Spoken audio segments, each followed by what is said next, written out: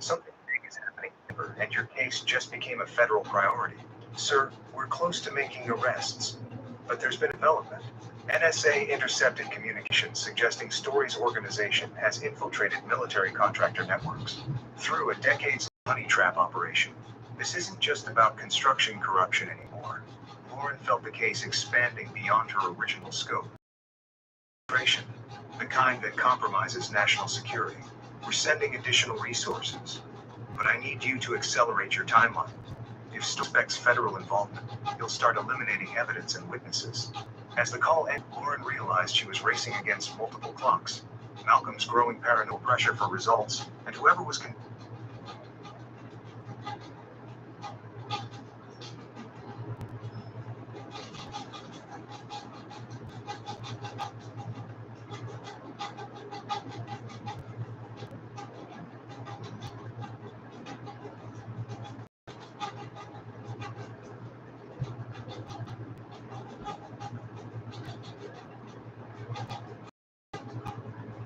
Okay, I'll be back.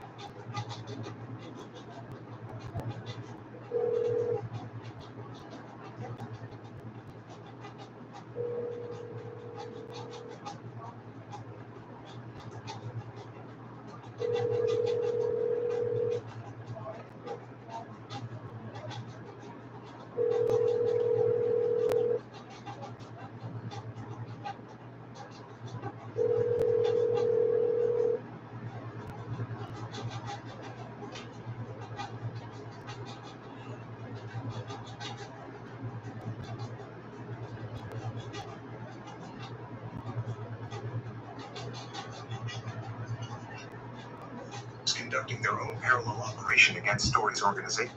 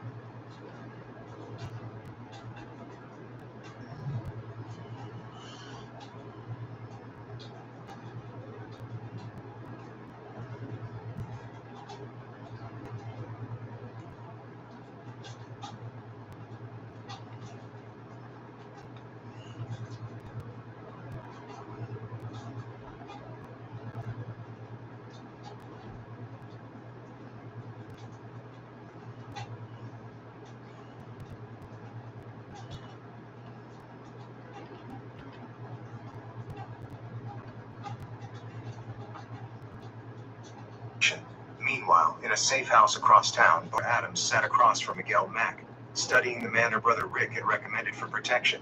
Mack was that she'd expected, maybe 35, with the calm demeanor of someone comfortable with violence. Your husband's got quite a reputation, Mack said, reviewing the dossier Rick had provided. Military special operations, private military company, extensive overseas experience. You sure you want to go to war with someone like that? Nathaniel's dangerous when he's hunting terrorists overseas, Barbara replied. But this is different. He's emotionally compromised, off balance. Malcolm and I have been planning this for 2 years. Planning what, exactly? Barbara's smile was cold. Nathaniel's company has contracts worth over $200 million. Military, government, private sector, all requiring security clearances and trust. A messy divorce, allegations of mental instability. Maybe some evidence of questionable overseas operations. You're trying to destroy his business, Mack realized. Destroyed businesses can't pay expensive legal fees. Destroyed men make mistakes, and mistakes get people killed. What Barbara didn't know was that Miguel Mack had his own agenda. He'd been turned by federal authorities 6 months earlier, trading information about criminal organizations for immunity on weapons charges. Every conversation, every plan was being recorded and transmitted directly to Agent Benson's task force. At Blackwater Solutions, Nathaniel's team was discovering just how deep the conspiracy went. Preston's investigation had uncovered financial connections between Barbara and criminal organizations, dating back to before her marriage. Bank records showed payments from offshore accounts linked to espionage operations. She's not just covering for Malcolm, Preston reported. She's been feeding information to hostile foreign interests about our client operations overseas. Define hostile, Drew demanded. Chinese intelligence, Russian military contractors, Iranian proxies. Every mission we've run for the past decade. She's had advanced knowledge of timing, personnel, and objectives. The betrayal cut deeper than Barbara had endangered every member of Nathaniel's team. Every client, every operation. Men had died because of information that could have come from only one source. Sir, Troy said quietly, if she's been passing intelligence about our operations, we need to assume hostile forces know everything about our capabilities, our methods, our personnel. Which means this safe house might not be safe, Drew added. Nathaniel stood, moving to the window overlooking the industrial complex. His mind was processing threat assessments, tactical considerations, terrible reality that his life's work might be compromised beyond repair. Preston, how long would it take to relocate all critical operations to the backup facility? 48 hours for full migration, but we could be operational in 8 if we prioritize mission-critical systems. Do it. Everything. Files, equipment, personnel. Assume this location is blown. As his team began executing the relocation, Nathaniel contemplated the scope of what he was facing. This wasn't just about his marriage or Malcolm's criminal activities. Foreign intelligence services, federal investigations, criminal organizations, and his own compromised operations were all converging on a single point of failure. His phone buzzed with a text from an unknown number. We need to talk. You're not the only one hunting. A friend. The message included coordinates to a location downtown, along with the time. Midnight. Drew noticed the message. Could be a trap. Could be, Nathaniel agreed. But someone's been systematically dismantling Mount while we've been planning our approach. Maybe it's time to find out who our allies are. As evening fell over Denver, multiple forces were converging. Agent Benson was preparing arrest warrants based on intelligence from Miguel Mack. Barbara and Malcolm were planning Nathaniel's destruction, unaware that their conversations were being recorded. Unknown operators were continuing their campaign against Malcolm's associates. And somewhere in the shadows, some forces to conduct sophisticated surveillance and enough knowledge to stay ahead of federal investigations was orchestrating a game that made everyone else's plans look like amateur hour. Nathaniel Adams was about to discover that in the world of betrayal and revenge, the most dangerous enemies were often the ones you never saw coming. Chapter 6. The Devil You Don't Know. The abandoned warehouse in Denver's industrial district looked like countless others. Rusted metal, broken windows, and the kind of isolation that made it perfect for clandestine meetings. Nathaniel arrived at 11:45 p.m., 15 minutes early as tactical doctrine demanded. His team positioned in overwatch positions around the perimeter. He wasn't alone in being cautious. Drew's voice crackled through his earpiece. Sir, we've got at least 3 counter-surveillance teams already in position. Whoever called this meeting brought serious backup. At exactly midnight, a figure emerged from the shadows. A woman in her 40s, moving with the controlled grace of someone accustomed to dangerous situations. She was alone, but clearly confident in her security arrangements. Mr. Adams, she said, stopping 10 feet away. Thank you for coming. I'm Agent Lauren Benson, FBI Financial Crimes Division. Nathaniel studied her carefully. Federal agent? Not what I was expecting. I imagine not. Your situation has been complicated. Malcolm Story's organization is facing pressure from multiple directions, and frankly, your private war is interfering with an 8-month federal investigation. I wasn't aware there was a federal. There are a lot of things you're not aware of, Benson replied. For instance, your wife's criminal activities predate your marriage by 15 years. She's not just a bored suburban housewife who fell into crime. She's a career criminal who married you as part of a long-term operation. The words hit harder than Nathaniel expected, despite his team's recent discoveries. What kind of operation? Intelligence gathering, financial access. Step closer, her voice dropping. But here's what you really need to know. Barbara Adams isn't working for Malcolm Story. Malcolm Story is working for her.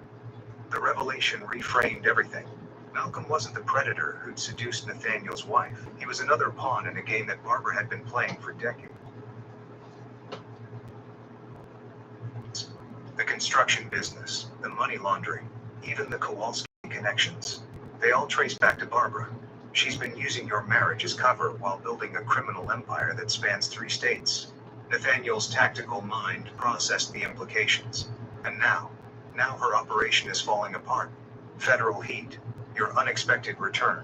The systematic dismantling of her support network. She's losing control. Extremely dangerous. You said systematic dismantling. That's not your operation. Benson smiled grimly. No. That's someone else entirely.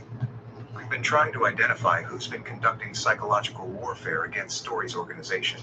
Professional grade operations, military precision, resources that suggest either foreign intelligence or a very sophisticated private actor. Any theories? 1. Barbara's operation involved selling intelligence about American military contractors to hostile foreign governments. If one of those contractors discovered the betrayal and decided to take direct action, they'd want her network destroyed before federal authorities could expose their own vulnerabilities, Nathaniel finished. Exactly. You're not just dealing with your wife's betrayal. You're caught in the middle of a shadow war between criminals, federal authorities, and unknown actors who might be far more dangerous than either. Drew's voice interrupted through the earpiece. Sir, we've got movement. Multiple vehicles approaching from 3 directions. Benson tensed, her hand moving toward her weapon. That's not my backup. The warehouse filled with the sound of vehicles surrounding the building. High-powered engines, coordinated timing, professional deployment. Whoever was coming had military-grade organization. This is why I wanted to meet, Benson said urgently. Your wife knows about this meeting. She's got sources inside law enforcement, inside military contracting, inside places that should be secure. Tonight's a trap. For which one of us? Both. She's been playing every side against each other, using information to manipulate outcomes while staying invisible. But now she's dead.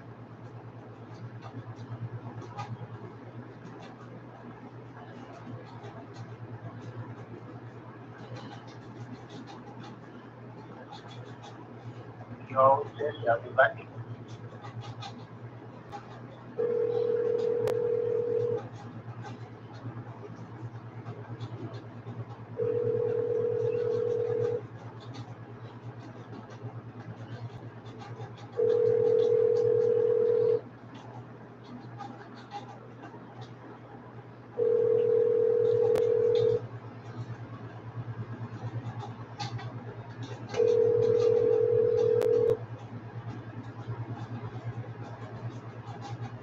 Yo, Jesse, I'll be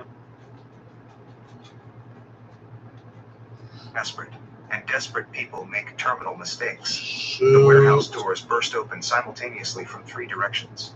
Armed figures and tactical gear poured in, but something was wrong with their deployment.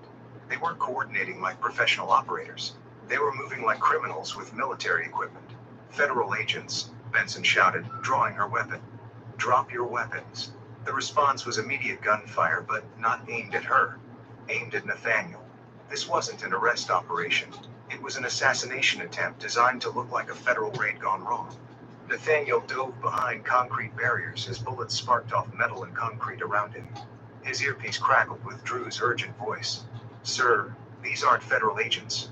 We're reading radio chatter in a language that sounds like the transmission cut off as explosions rocked the warehouse's exterior. Someone was attacking his overwatch positions, using the warehouse assault as a distraction for a larger operation. Benson, Nathaniel called out. How many people knew about this meeting? Just my immediate team, she replied, returning fire at the advancing figures. Unless your team's compromised too. The realization hit them both simultaneously. Barbara's network wasn't just criminals and foreign intelligence. It included corrupt federal agents, compromised military personnel, and resources that stretched far beyond what either of them had imagined. As the firefight intensified, Nathaniel's phone buzzed with a text message from Barbara. Goodbye, darling. Thanks for 15 wonderful years. Don't worry about Sarah. She'll be well taken care of. The message was timestamped, synced with a video attachment. Sarah, unconscious in what looked like a medical facility, with machines monitoring her vital signs and in 4-line in her arm. Barbara hadn't just betrayed him, she'd taken his daughter. Vincent, Daniel shouted over the gunfire. My daughter. They've got my daughter. Then we'd better survive this, she replied, dropping one of the attackers with a precise headshot. Because if Barbara's cleaning house, your daughter's not the only one in danger. The warehouse had become a war zone, with Nathaniel and Agent Benson trapped in the center of a storm that involved corrupt federal agents, foreign operatives, and a criminal network that had been playing everyone against each other for years. And somewhere in Denver, a 15-year-old girl was being held as insurance in a game that had just turned lethal for everyone involved. Chapter 7. The Hunter Becomes Hunted. The warehouse firefight lasted 17 minutes, an eternity in combat terms. When the smoke cleared, 8 attackers lay dead, their equipment revealing a disturbing truth. Military-grade weapons purchased through legitimate channels, suggesting the corruption in Barber's network extended into defense contracting. Agent Lauren Benson knelt beside one of the bodies, checking identification. Mercenaries, not federal agents. But someone fed the intelligence about this meeting, our positions, even our backup protocols. Nathaniel's earpiece crackled back to life. Sir, we're taking heavy casualties. Preston's hit, and Jordan's pinned down in Building C. These aren't street criminals. They're trained operators. Drew, status on exfiltration routes. All primary routes are blocked. They've got the entire complex surrounded with professional precision.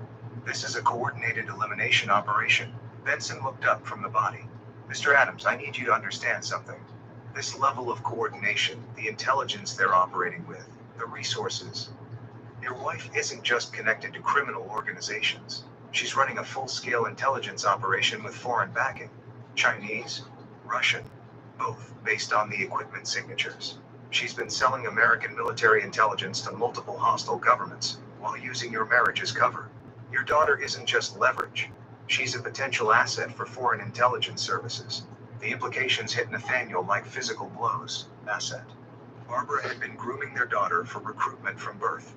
We need to get out of here, he said, checking his ammunition.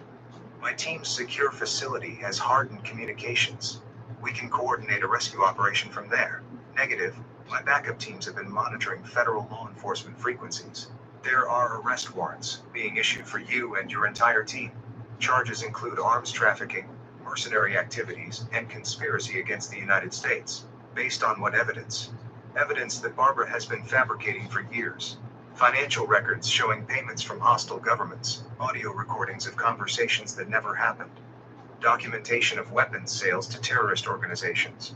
Nathaniel realized the scope of the trap. Barbara hadn't just been gathering intelligence, she'd been preparing to destroy him completely, using the federal government as her weapon. So, we're fugitives now?